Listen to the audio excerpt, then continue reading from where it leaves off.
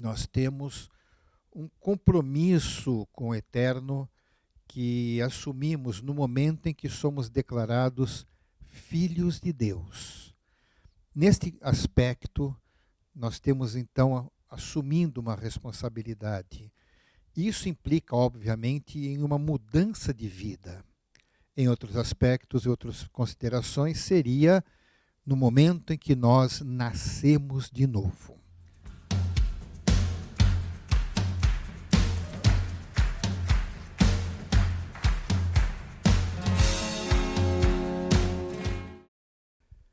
Shalom, meus irmãos. Hoje nós vamos tratar de um estudo muito importante para a nossa vida. Às vezes falamos muito superficialmente sobre esse tema, mas com certeza é interessante nós nos aprofundarmos neste assunto. Nós vamos falar sobre ser santo, ou no nosso contexto, ser kadosh. Bem, vamos ver alguns textos que nos orientam, que o Eterno realmente nos orienta sobre isto. Primeiramente, Levítico 19:2 diz assim: diga o seguinte a toda a comunidade de Israel: sejam santos, porque eu, o Senhor, o Deus de vocês, sou santo. E Levítico 20:26 diz: vocês serão santos para mim, porque eu, o Senhor, sou santo e os separei dentre os povos para serem meus. Bem, irmãos, nós temos um compromisso com o eterno que assumimos no momento em que somos declarados filhos de Deus. Neste aspecto, nós temos então assumindo uma responsabilidade. Isso implica, obviamente, em uma mudança de vida. Em outros aspectos e outras considerações, seria no momento em que nós nascemos de novo. Bem, vamos ver o significado do que é ser santo.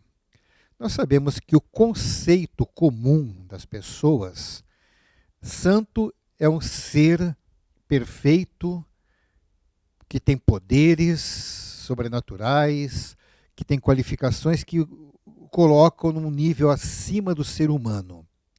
Mas não é exatamente isso que a Torá nos ensina. Santo é aquele que é separado, aquele que se coloca para um determinado fim, um propósito, para um serviço. Então, o significado de ser santo, então, não é esse conceito que praticamente tende a colocar a pessoa em um nicho, mas simplesmente ser separado buscando a perfeição. Então, o santo, ele tem interesse em ser perfeito, não necessariamente que o seja. Nós, durante toda a nossa vida, nós vamos buscar a estatura de varão perfeitos, exatamente como Shaul nos comentou sobre isso, né? Ele nos instruiu. Então, nós temos um alvo. Esse alvo nós vamos correr atrás. Nós só vamos atingir realmente a condição de perfeição só quando deixarmos este nosso corpo, porque é através dele é que nós somos tentados e é através dele que nós falhamos. Então, quando deixarmos este corpo, nós teremos uma condição de perfeição diante do nosso Deus, nós seremos incorruptíveis. Mas até lá, nós temos uma guerra e nisso implica em termos uma dedicação, uma atenção toda especial. Então vamos estudar sobre este assunto.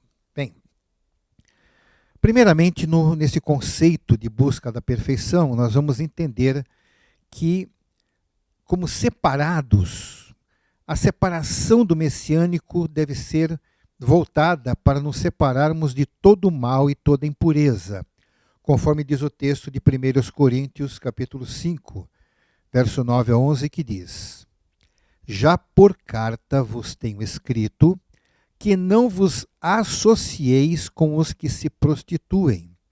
Isso não quer dizer absolutamente com os devassos deste mundo, ou com os avarentos, ou com os roubadores, ou com os idólatras, porque então vos seria necessário sair do mundo. Mas agora vos escrevi que não vos associeis com aquele que, dizendo ser irmão, for devasso, ou avarento, ou idólatra, ou maldizente, ou beberrão, ou roubador, com o qual nem ainda comais. Bem, obviamente, irmãos, aquele conceito do monasticismo, de que a pessoa, para viver uma vida santa, tem que se isolar da sociedade, contraria frontalmente as instruções de Yeshua. Quando Yeshua nos disse, ide por todo o mundo e anunciai as boas novas a toda criatura, obviamente, se fosse para nós não termos contato com os pecadores, nós iríamos anunciar as boas novas a quem? A quem já conhece? Obviamente que não é esse o princípio. Então nós temos que viver neste mundo com os pecadores. A questão é, se alguém se diz irmão, se diz seguidor de Yeshua, mas não vive exatamente como imaginamos que deva ser a vida de uma pessoa que se dispõe a servir a Deus, essa pessoa vivendo de maneira dissoluta, tendo conhecimento da verdade, esse tem que ser evitado. Por quê? Porque não é uma pessoa que o nosso testemunho vai fazer alguma diferença, mas, pelo contrário, essa pessoa poderá nos afetar. Por isso que foi dito ao povo de Israel, quando entrarem na sua terra, eliminem de lá todos os povos, porque serão uma má influência para o povo de Israel. Bem, então, nesse contexto, exatamente o que Shaul escreveu aqui, ele orienta para que nós não vamos nos isolar dos pecadores do mundo, não. Mas não vamos deixar que estes hábitos, essas tendências, nos influenciem ou tendam a nos levar a cometer as mesmas coisas. Porque se nós vamos anunciar as boas novas de Yeshua, vamos anunciar as boas novas para que as pessoas deixem de pecar.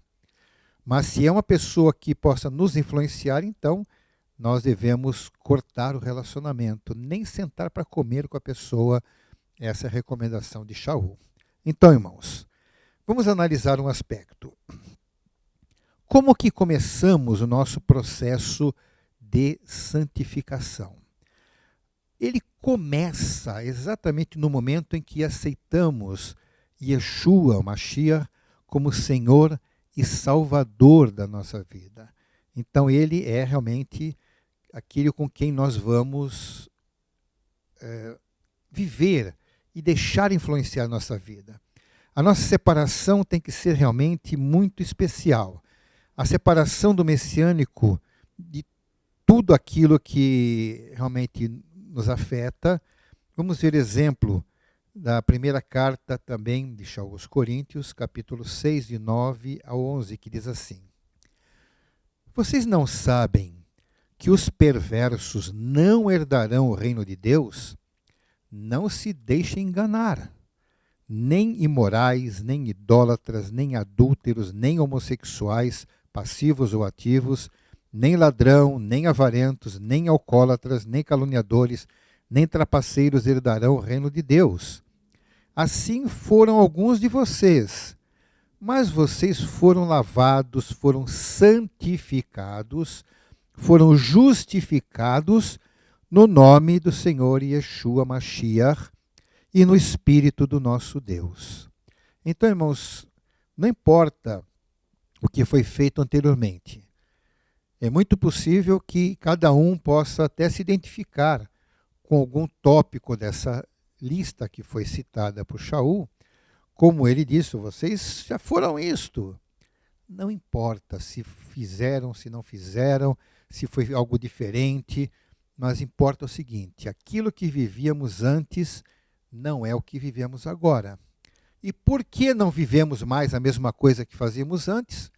Porque fomos santificados pela presença de Yeshua em nossa vida. Então o processo começa quando Yeshua entra na nossa vida.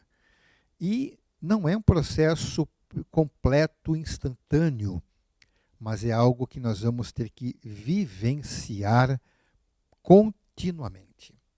Bem, essa progressividade é algo que também está dito aqui no texto, que nós encontramos também na segunda carta de Shaul aos Coríntios, que diz assim: E todos nós, que com a face descoberta contemplamos a glória do Senhor, segundo a sua imagem, estamos sendo transformados com glória cada vez maior, a qual vem do Senhor, que é o Espírito. Obviamente, irmãos, que a ação do Espírito de Deus é essencialmente importante para a nossa transformação. E é algo que nós vamos experimentar continuamente. Estamos sendo transformados. Estamos aqui com essa colocação de gerúndio adequada, certo? Porque é um processo de continuidade. A ação do Espírito de Deus em nós, que proveu através do nosso contato com Yeshua. E outro aspecto também importante do que como acontece conosco é vai ser totalmente concluído isto na segunda vinda do Messias. Vamos ver na primeira carta de Shaul aos Tessalonicenses, capítulo 5, verso 23, que diz assim: Que o próprio Deus da paz os santifique inteiramente, que todo espírito, alma e corpo de vocês seja conservado irrepreensível na vinda do nosso Senhor Yeshua Mashiach. Com essa postagem de Shaul para a comunidade da Tessalônica, ele diz bem claro o que ele entendeu para isto. Então, que a santificação, isso é algo tão importante, tão valorizado. Yeshua fez questão de colocar isso semeado em todos os seus seguidores. E Shaul entendeu isso também. Ele deixou claro em suas cartas quantas vezes nós somos exortados a buscar esse processo de aperfeiçoamento. Então, nós podemos chamar a santificação também de um processo de aperfeiçoamento. É algo que é feito dia após dia, experiência após experiência, decisão após decisão. É algo que vai nos acompanhando continuamente em função da ação do Espírito de Deus em nós. E assim, quando Yeshua vier, nós teremos alcançado então um estado maravilhoso. Não porque o tempo nos levou a isto, mas no momento em que nós ouvirmos o soar da último shofar, vai ser algo que simplesmente vamos nos livrar de tudo aquilo que nos leva para o mal, tudo aquilo que nos seja tendencioso para a desobediência, para a impureza espiritual.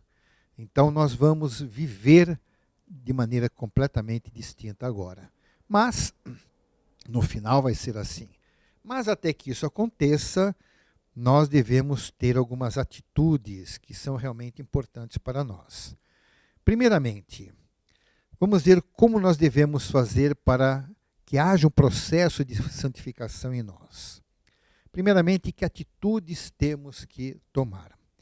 Primeiro, não podemos nos conformar com os padrões deste mundo. O que diz aqui em Romanos 12, 2? Diz assim: Não se amoldem ao padrão deste mundo, mas transformem-se pela renovação da sua mente, para que sejam capazes de experimentar e comprovar a boa, agradável e perfeita vontade de Deus. Infelizmente, algumas pessoas querem todos os benefícios de ser um filho de Deus. Querem todos os direitos de um filho de Deus. Querem receber as bênçãos de um filho de Deus, mas não estão dispostos a abrir mão das coisas que este mundo oferece. Então nós vamos encontrar pessoas que, ainda que se declarem filhos de Deus, na realidade vivem como vivem as pessoas que não têm comunhão com o Eterno.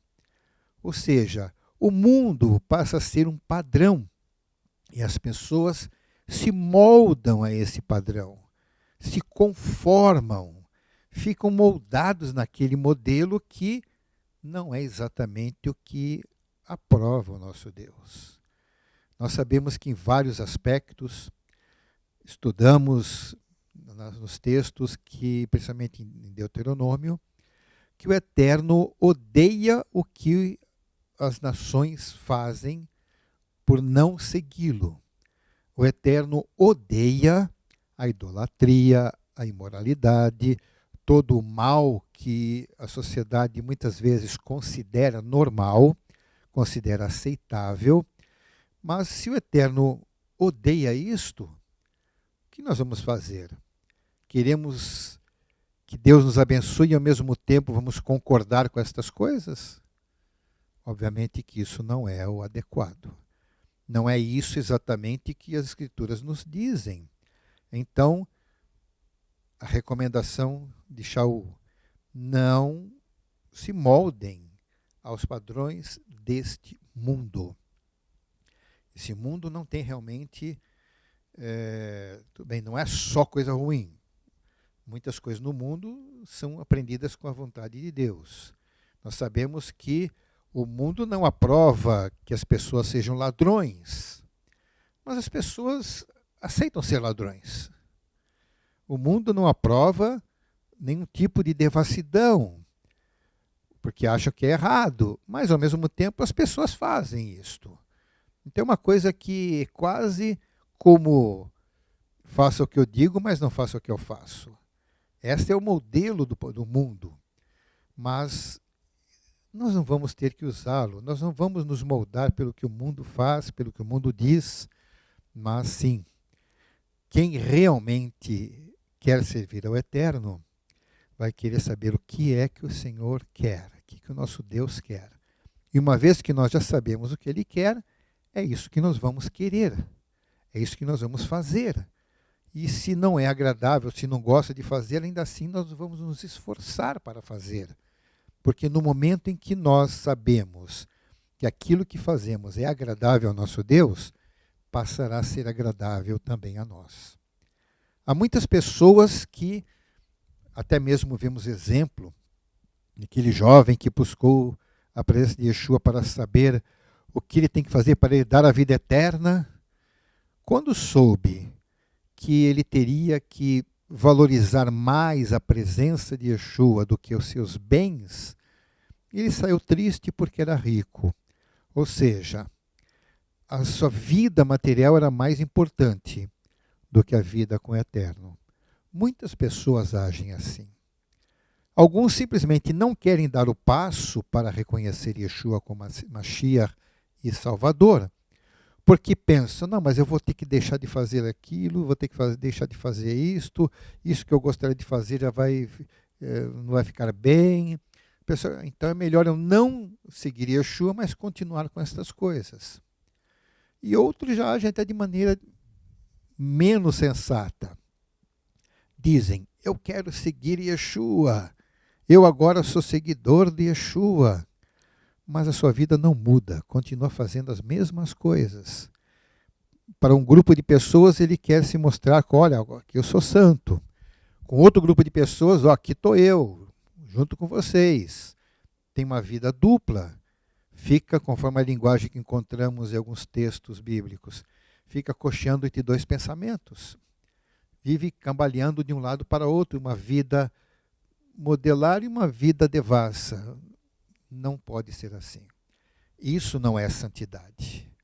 Isso com certeza está fora dos parâmetros do nosso Deus. Então nós não podemos nos conformar com esses padrões.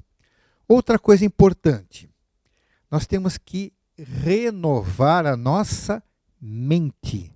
através da palavra de Deus. Vamos ver o que diz Shaul em Efésios 4, de 20 a 24.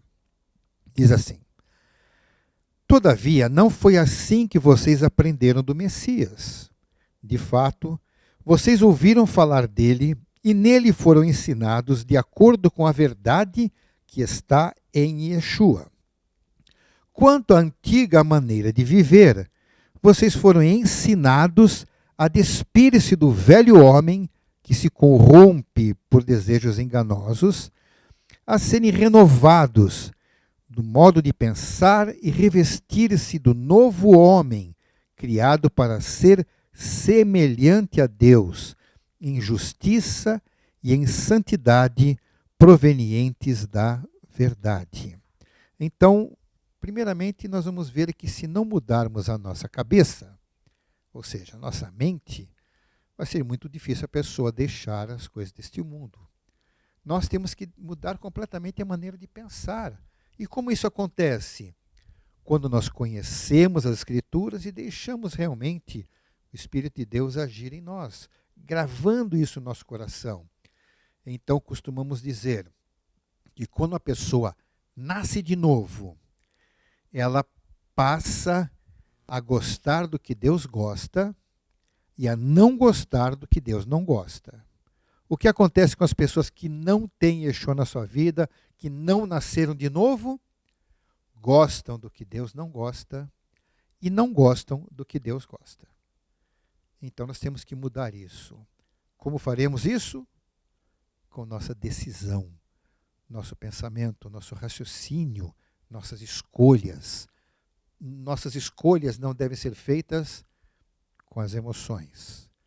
Nossas escolhas têm que ser feitas com entendimento, para apresentarmos a Deus um sacrifício, uma adoração, uma oferta, um culto racional. É isso que nós temos que realmente nos moldar na vontade do nosso Deus. Bem, nós temos que ter um alvo. E qual deve ser este alvo? Temos que seguir um alvo que é tornarmos-nos semelhantemente a Yeshua neste mundo. Bem, alguém pode dizer, como alguém pode querer ser como Yeshua?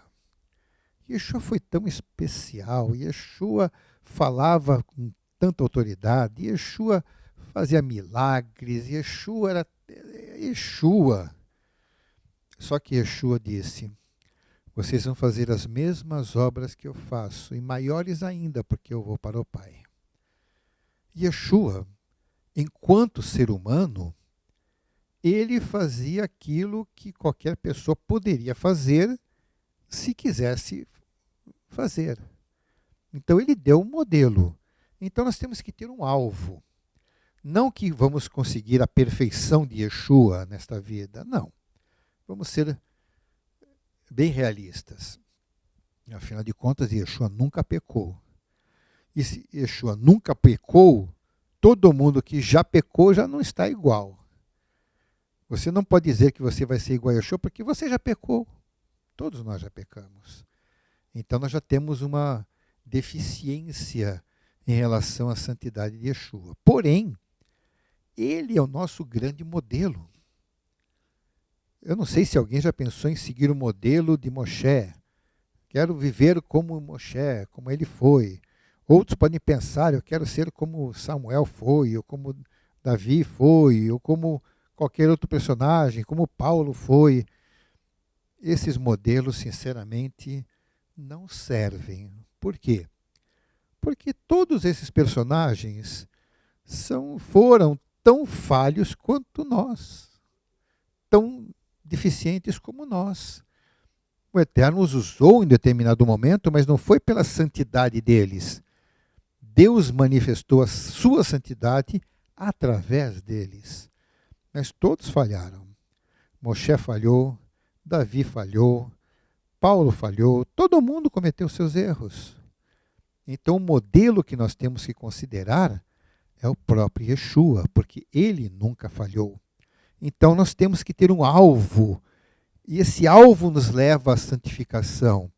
E o alvo é ser semelhante a Yeshua. Isso realmente é o que realmente nós devemos almejar. Então, tornarmos semelhante a Yeshua é o nosso alvo. Em Filipenses 3, de 12 a 14, diz assim: Não que eu já tenha obtido tudo isso ou tenha sido aperfeiçoado, mas prossigo para alcançá-lo, pois para isso também fui alcançado por Yeshua, o Messias. Irmãos, não penso que eu mesmo já o tenha alcançado, mas uma coisa faço, esquecendo-me das coisas que ficaram para trás e avançando para as que estão adiante, prossigo para o alvo, a fim de ganhar o prêmio do chamado celestial de Deus em Yeshua, o Messias. Eu creio que esse texto está bem claro a respeito disto.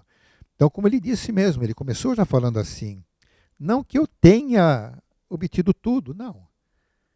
Ele não alcançou tudo ainda, mas tem um alvo, tem um objetivo. Vamos agora, realmente, irmãos, isso é importante no processo da santificação. Esquece o que ficou para trás. Tem muita gente que se arrasta, e até mesmo, já encontrei pessoas assim, que acham que por aquilo que fizeram no passado, não merecem nada para a frente. Aquilo que fizeram no passado os incapacita para fazer alguma coisa para a frente. Bem, se fosse assim, irmãos, Moshe não poderia se considerar em condições de fazer o que o Eterno queria que ele fizesse, porque ele matou um homem. Ele assassinou, por mais que pudesse querer justificar que estava defendendo o seu compatriota, mas ele matou um homem. Ele foi arrogante. Ele fez muitas coisas. Isso depois até o consumiu. Quando o Eterno o chamou, ele até achava que não tem jeito. Mas com o Eterno falando com ele, ele aceitou. Já que o Eterno quer, eu vou à frente.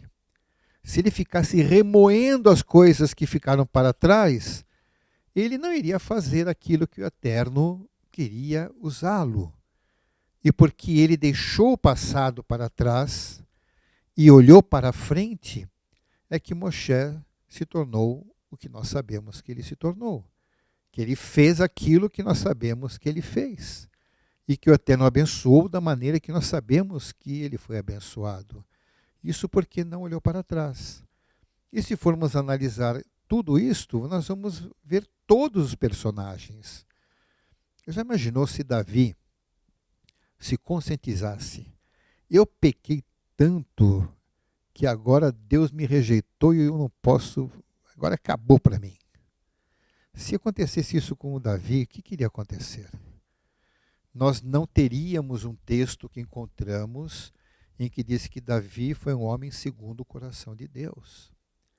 Tem gente que pode achar absurdo, imagina, Davi, olha o que ele aprontou.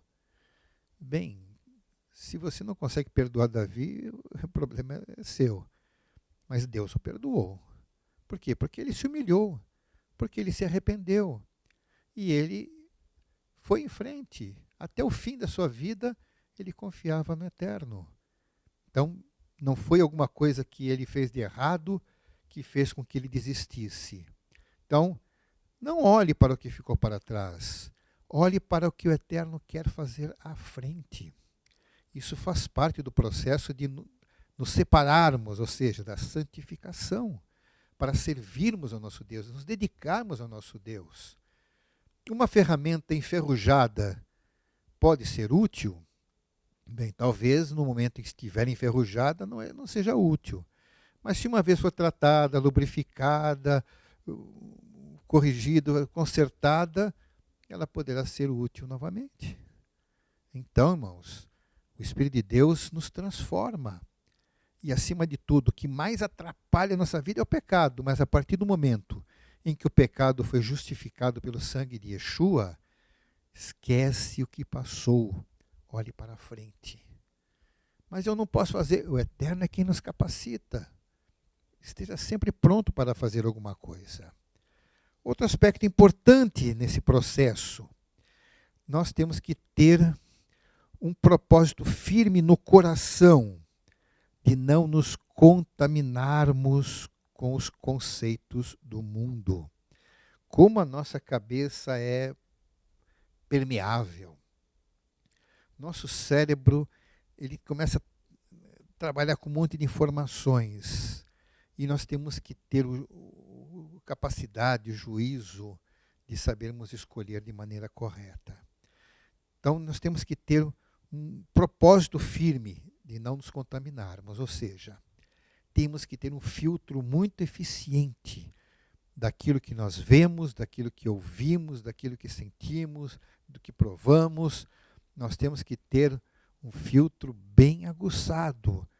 Não deixe essas coisas contaminar. Lembra que Yeshua mesmo disse que o que contamina o homem não é o que entra pela boca, mas é o que sai? Por quê? Porque da nossa boca vem aquilo que está dentro do nosso coração. Então vamos ver, por exemplo, o caso de Daniel. Daniel 1:8. Daniel, contudo, decidiu não se tornar impuro com a comida e com o vinho do rei, e pediu ao chefe dos oficiais permissão para se abster deles. Sabe o que ia acontecer se Daniel fosse adepto ao chamado politicamente correto? Ele falou, para não desagradar o rei, para não desagradar a corte, eu vou comer de tudo. Mas ele não, espera um pouquinho. Ele, como judeu, fazendo parte de uma aliança que Deus fez com Abraão, depois confirmou através de Moshe com o povo de Israel, em que o Eterno estabeleceu alguns parâmetros para que o povo de Israel seguisse, entre eles o que hoje chamamos de kashrut, ou seja, alimentação adequada. Ele, como judeu, ele era judeu diante de Deus, não importava se era diante de Nabucodonosor, diante de reis, diante da corte, ele era judeu diante de Deus. E a condição dele na Babilônia era de cativo. Ele foi levado juntamente com a população de Israel cativo na Babilônia. E o que ele era na Babilônia? Ele era servo. Ele, pela sua formação, pela sua origem, ele estava no palácio. Mas ele estava no palácio não como autoridade, mas como servo. Quem estava acima dele? Tinha o rei e todo o governo da Babilônia. Mas ele não quis ser simplesmente politicamente correto, então come de tudo para não desagradar. Não. Ele sabia o que podia e o que não podia. Há vários aspectos que podemos considerar nessa separação que ele fez. Podemos analisar pelo fato de ser animais imundos cerimonialmente, ou porque fossem dedicados a ídolos, aqui não entra em detalhes. Mas simplesmente ele não quis se contaminar, a contaminação era uma coisa pessoal e particular de Daniel. Então, já que ele não queria comer estas coisas, não se tornar impuro com a comida e com o vinho do rei, então ele pediu, ele solicitou, ele mexeu-se para que pudesse ter algo que fosse específico para ele. Ele pediu para comer uma comida separada e foi atendido. Ele poderia pensar, mas vão me negar. Mas ele tentou e foi atendido. Outra coisa também que é importante, irmãos, esse é um fato que nós temos que muitas vezes ter coragem e agir. Ser agressivo contra o pecado. Vamos ver o que disse Yeshua em Mateus 5, versos 29 e 30. Se o seu olho direito o fizer pecar, arranque-o e lance-o fora. É melhor perder uma parte do seu corpo do que ter todo ele ser lançado no inferno. E se a sua mão direita o fizer pecar, corte-a e lance-a fora. É melhor perder uma parte do seu corpo do que ir com ele para o inferno. Irmãos, nós temos que ser agressivos contra o pecado. Muitas vezes agir. Lógico que isso é em forma de alegoria, isso aqui, eu só quis deixar a coisa clara. Não é para ninguém ficar enfiando alguma coisa no olho para furar, né? Não há necessidade disto. Por quê? Porque, primeiro, quem é tentado não é o olho, é o nosso cérebro. O que você é tentado pelo olho pode ser tentado de outra maneira. E é para nós atentarmos para isso, não vamos tirar o valor das coisas. Então, nós temos que ser agressivos. Vamos ver, por exemplo, o que José passou. José, quando estava no Egito, na casa de Potifar, ele foi tentado. E o seu olho o tentou, mas ele não escapou porque ele arrancou o olho. Se ele tivesse arrancado o olho, ia causar um maior problema e seria problemático. Mas o que ele fez? Ele foi agressivo contra o pecado. Ele mesmo disse, não posso fazer isso porque estaria falhando com o seu senhor, Potifar, e o seu Deus. Então, contrariando qualquer expectativa dele como homem, ele simplesmente virou as costas e correu. Então, ele teve uma iniciativa de agir contra o pecado. Ele não foi passivo, ele não deixou as coisas acontecerem, ele agiu para evitar o mal. Então, muitas vezes temos que agir de alguma coisa semelhante. Ou seja, temos que tomar uma atitude. Outro aspecto também, ser vigilante. O que Shaul diz em 1 Coríntios 10, 12 e 13?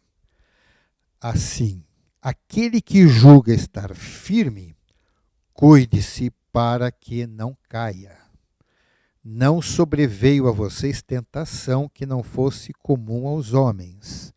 E Deus é fiel. Ele não permitirá que vocês sejam tentados além do que podem suportar. Mas quando forem tentados, ele lhes providenciará um escape para que o possam suportar. Bem, irmãos, nós sabemos muito bem que o nosso Deus sabe o nosso limite. Ele sabe o que pode nos afetar e sabe até onde podemos fazer. E vamos lembrar também que o nosso adversário, ele não faz nada além do que for autorizado pelo Eterno a fazer. Ai de nós, se Satã tivesse liberdade de fazer o que bem quisesse.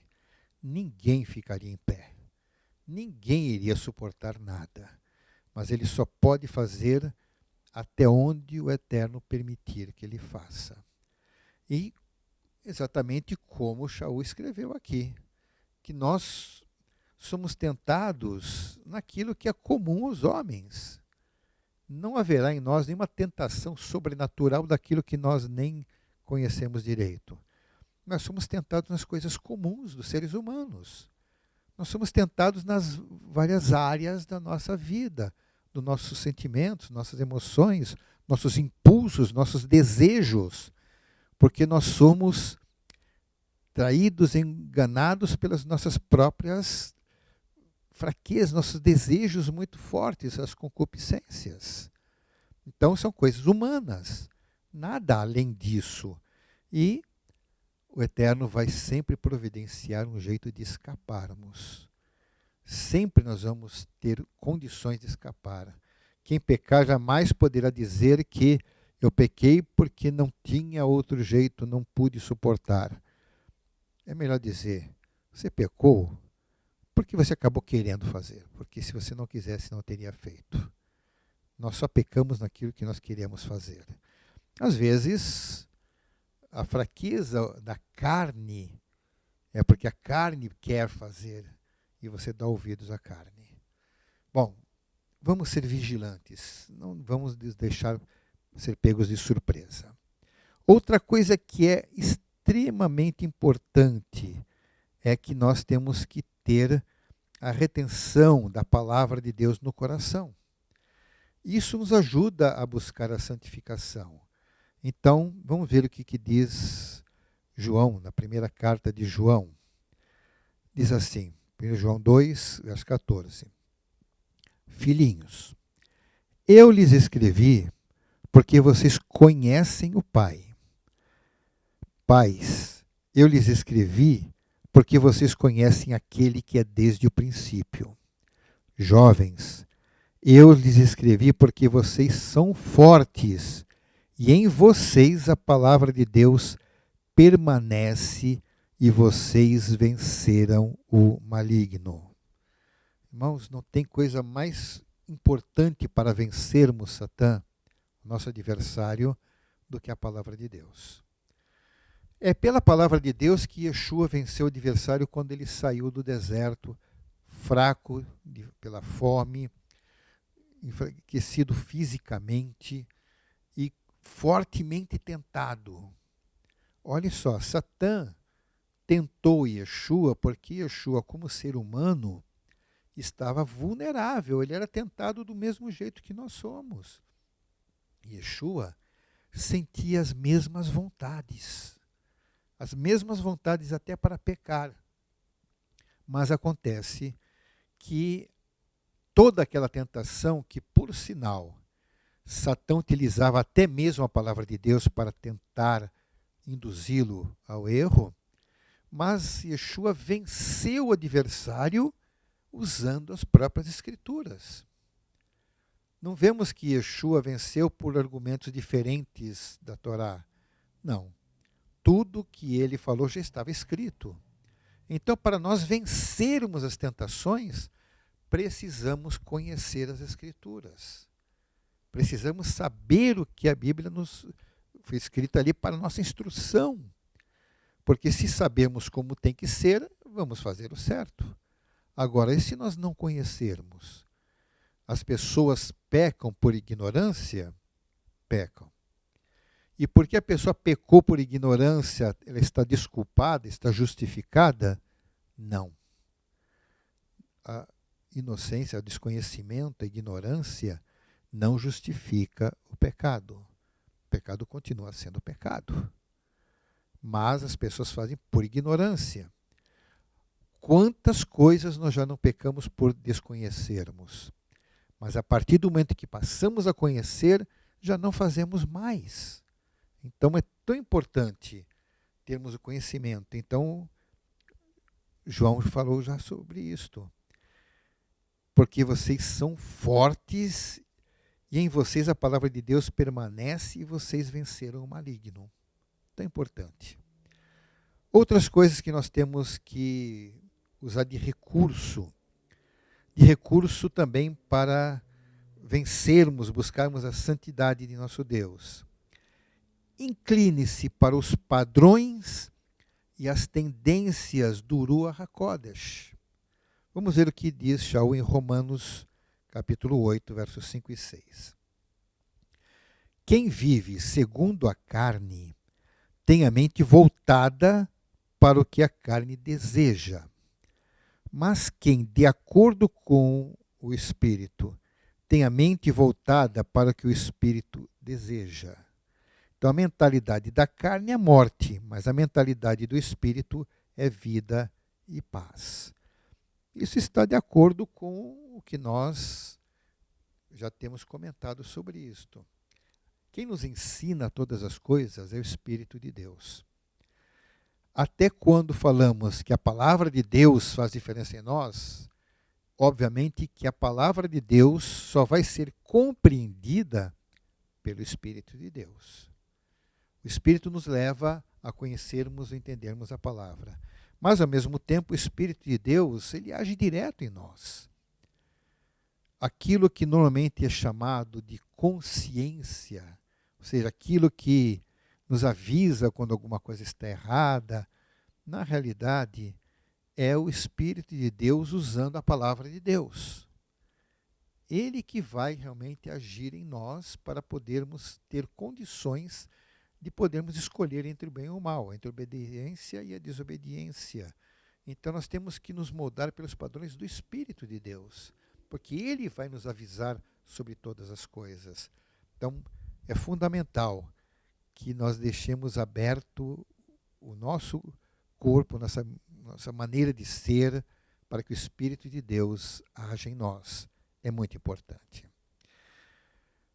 Também outra coisa importante, semear para o Espírito. Semear para o nosso Espírito.